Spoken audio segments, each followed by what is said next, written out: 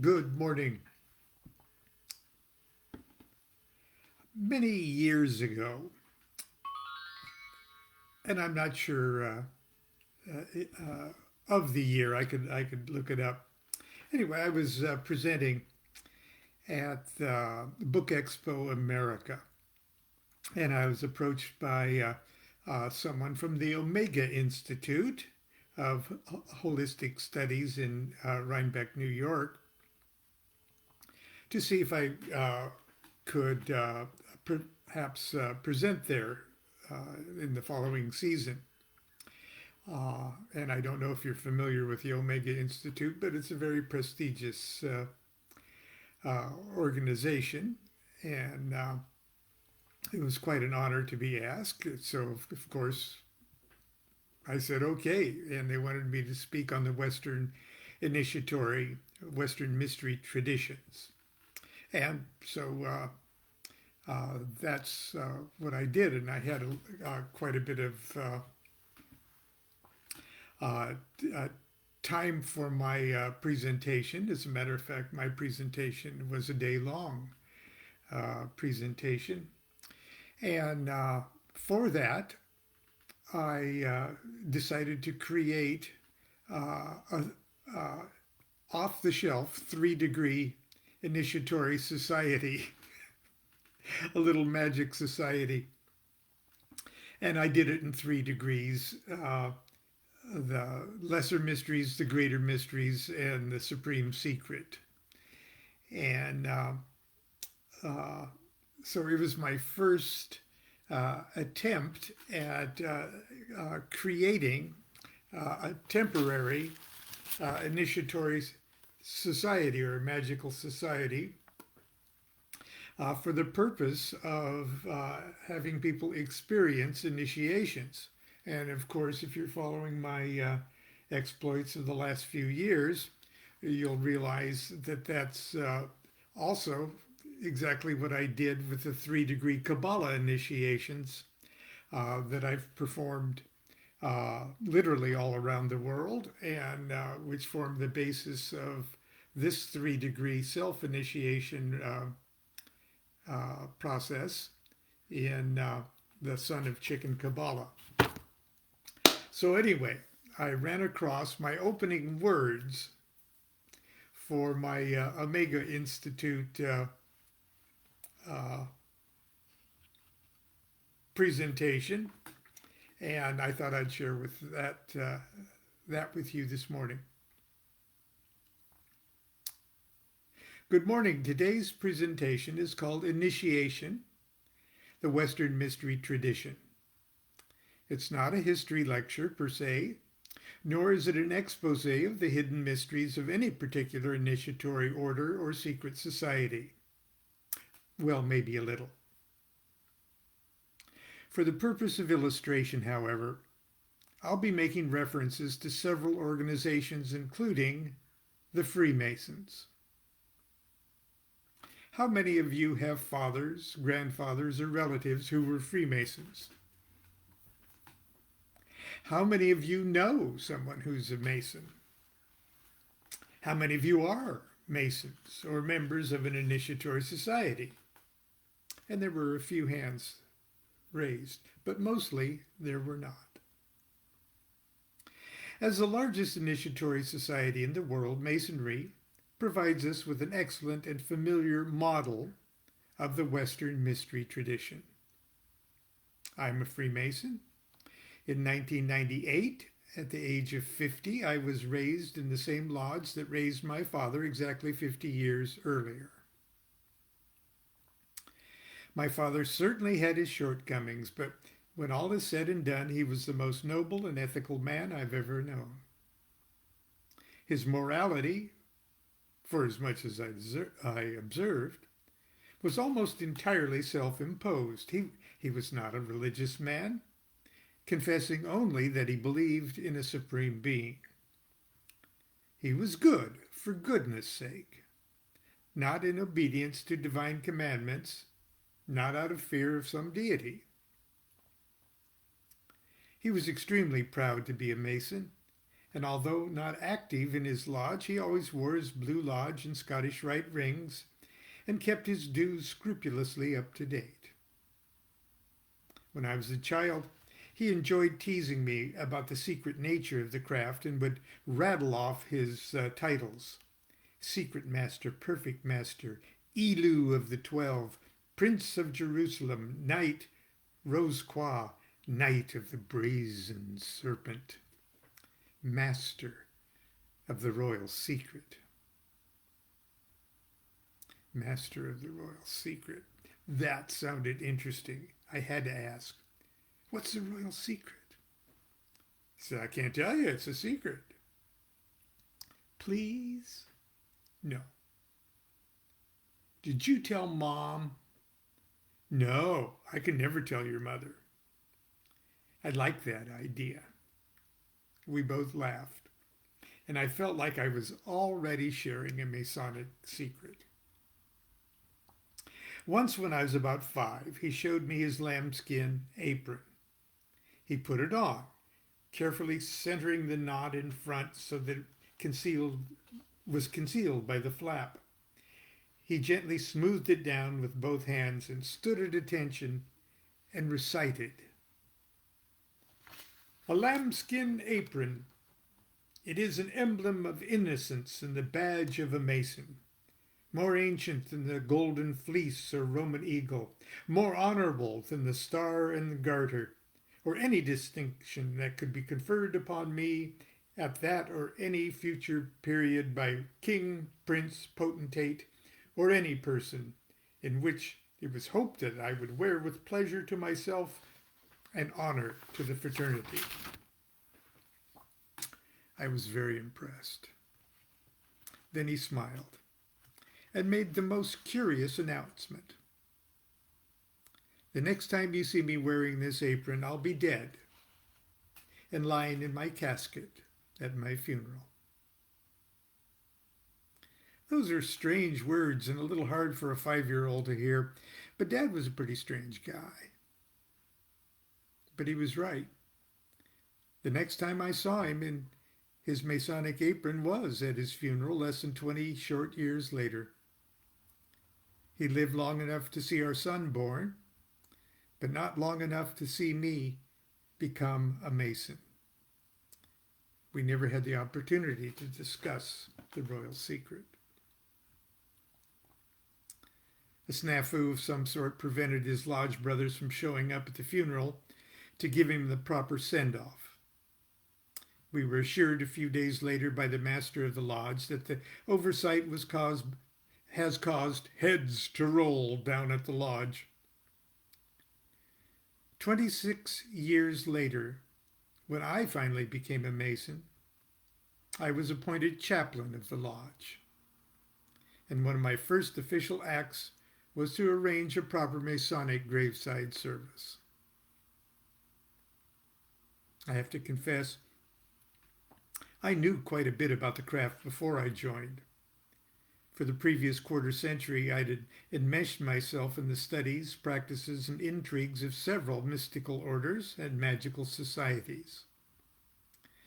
Part of my education was a thorough familiarity with the doctrines and so-called secret ceremonies of the York and Scottish rites. I learned many other things along the way, too.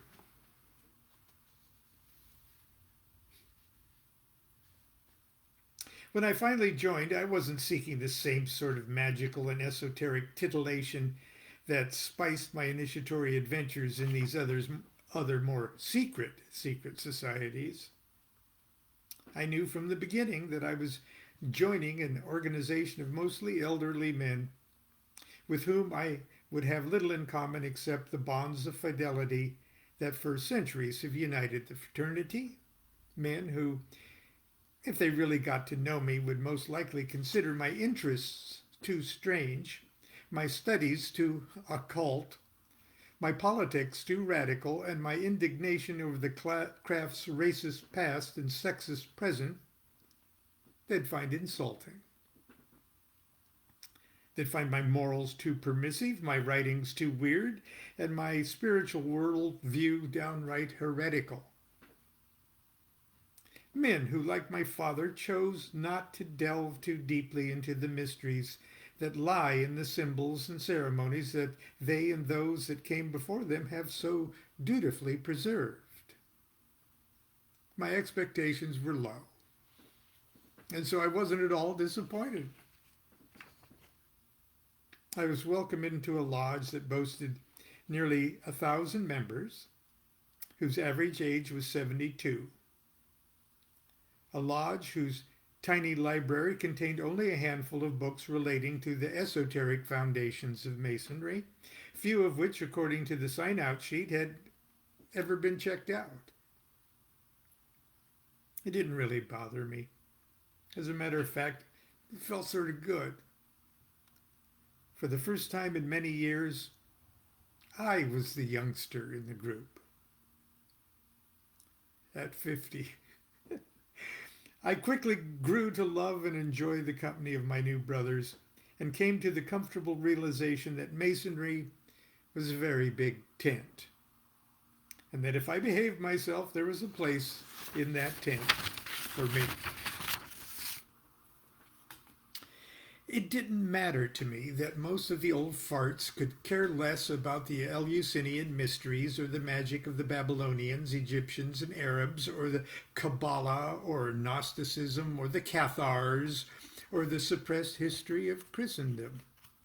It didn't bother me that they said things like, "Oh, that don't mean nothing, it's just symbolic."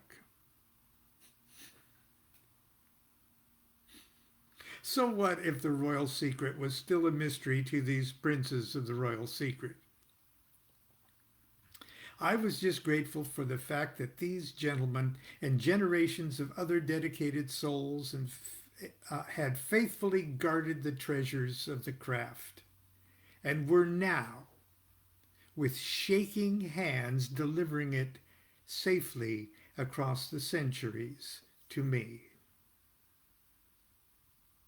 as if it were sealed in a glass casket for which they had no key. I was very grateful indeed because I had the key.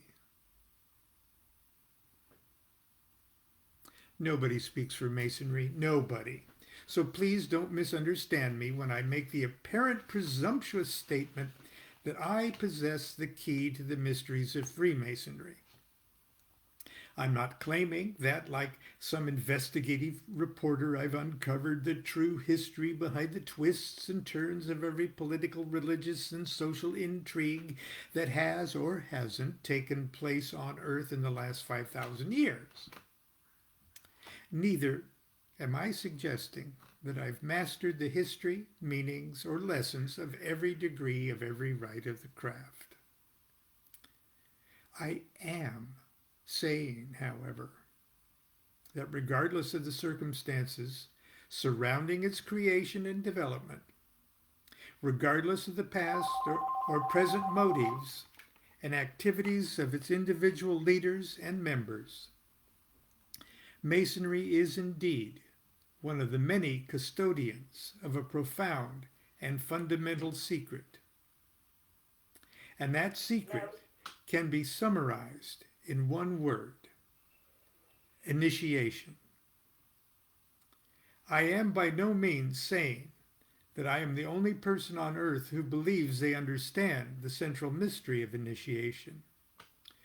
Nor am I certain, even with the key in hand, I possess the courage, wit, or wisdom to properly apply this understanding for my own spiritual liberation and for the benefit of my fellow human beings. I am only certain that I have begun, and I'm certain that I just hate this phone here that just bugs me. I always should take it off the hook. Initiation is a commencement, not a reward for achievement, not a seal for attainment, not a trophy for adeptship.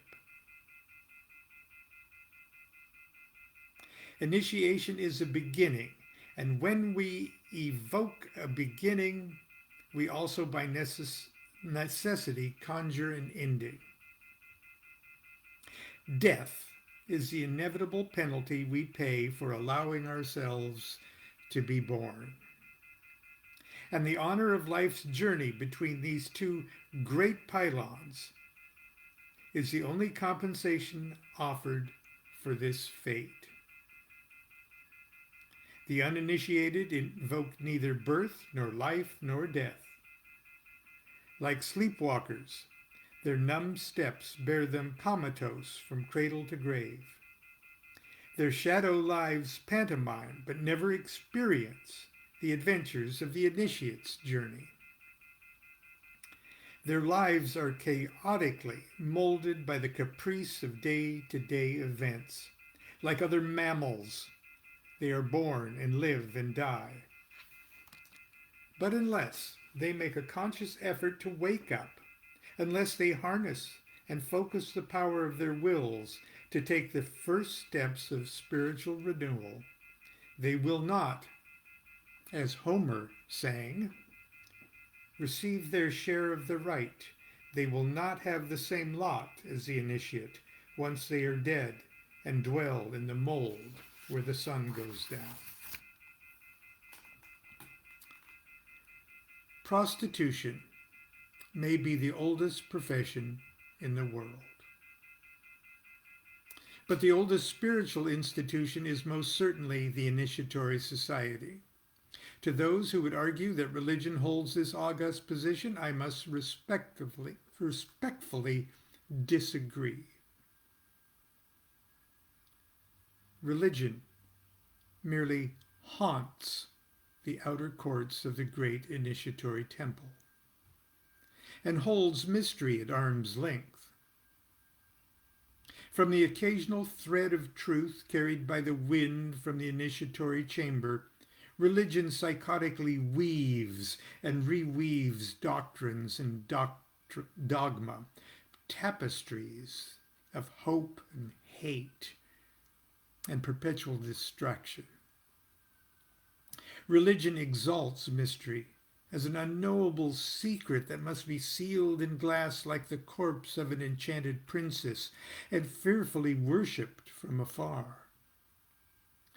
Initiation, on the other hand, requires direct participation and demands each of us to smash the casket and press mad lips to mystery, wooing her as a lover who will offer up her treasures in a sweet succession of surrenders. This she will do, but only in exact ratio to our evolving ability and worthiness to receive them. The formula of initiation is universal. It matters little what specific mystery is revealed in the guarded steps of any particular initiatory society. Properly experienced, a degree of illumination is achieved even in the most innocuous rites. Scholars, stonemasons, soldiers, sailors, physicians, printers, blacksmiths, even thieves and hangmen have historically enjoyed the benefits and privileges of fraternal orders. Remnants of the rites of our prehistoric brethren can still be seen in tribal ceremonies of indigenous people all over the planet. Initiations, circumcisions, ordeals of the hunt, sexual mysteries, secret words and signs, elaborate temple openings and closing, reenactments of historic themes, oaths and covenants, ritual deaths and resurrections. Enough naked claptrap to make the most conservative Mason blush with embarrassment as he readily identifies key elements of his own craft. What's of primary importance is the master key to the initiatory method itself becomes permanently installed as a fixture in each individual. Once we've learned the process of becoming something greater than we are, we can and eventually will apply that same alchemy to ourselves to achieve the supreme attainment. Presenting yourself for initiation is a statement to yourself and to the cosmos that you are willing to make a change, to become something more, someone greater than you now are. Today, in our own goofy way, we are going to consciously take the initiatory step. We're going to begin to make ourselves more than we are at this moment.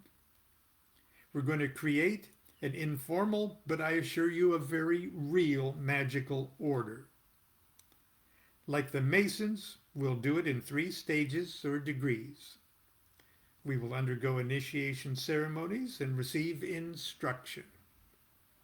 We will learn and memorize signs of recognition, passwords and tokens, and receive symbolic jewels by which we prove ourselves masters of the degree and worthy to sit in temple and perform the great work with others of our degree. And that's how I began the initiation, 3-degree initiations to the Order of Omega, we called it, the OOO. And for those of you familiar with or who are initiates of our holy order, Kabbalah order, you may recognize the format of this kind of process. Well, anyway, I'm sure I've gone way over, and I wonder who it was that was calling there. Hello, are you still there?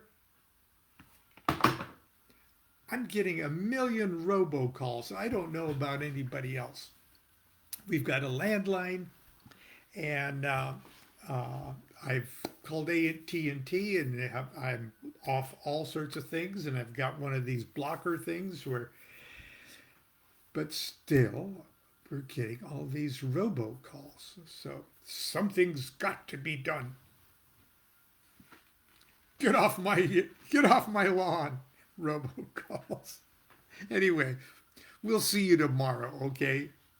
We'll see you tomorrow. Until then, be good to yourself and be good to each other. And get off my lawn. Do what thou wilt shall be the whole of the law. Love is the law, love under will.